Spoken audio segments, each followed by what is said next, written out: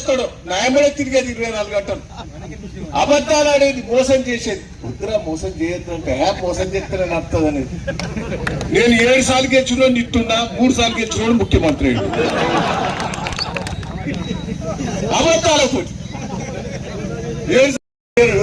ఒక అమ్మాయిని ఓడిపోయిందంటారు.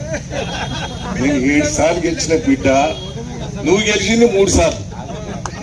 నువ్వు ఎన్నిసార్లు ఓడిపోయినావు లెక్కేసుకో. నేను ఈ తాప గెలిచి ఓడిపోయింది కూడా ప్రజలు 7 సార్లు గెలిపించాం, ఒక్కసారి గెలిపిద్దామని గెలిపించాం. అటు గెలిస్తే ఏమవుతుందో చూద్దామని చూశాడు. ఇప్పుడు అంటారు, కొట్టుకుంటారు. చెడేందో మంచేందో తెలిసి కేసీఆర్ గారు ఇవాళ పోగొట్టుకున్న తర్వాత బాధపడతలేము. బాధపడతానవా లేదా? ఆడ మా పాలకుర్తిలో కూడా దయాన్ని పోగొట్టుకున్నట్టు బాధపడతాం. ఈడ కూడా ఓ దొంగని తెచ్చుకున్నాం అనే బాధ లేదా? దయచేసి మనం ఒక్కసారి ఓడిపోయినంత మాత్రాన మంచి చెడు తెలుస్తుంది. గత బాధపడవలసిన పని లేదు.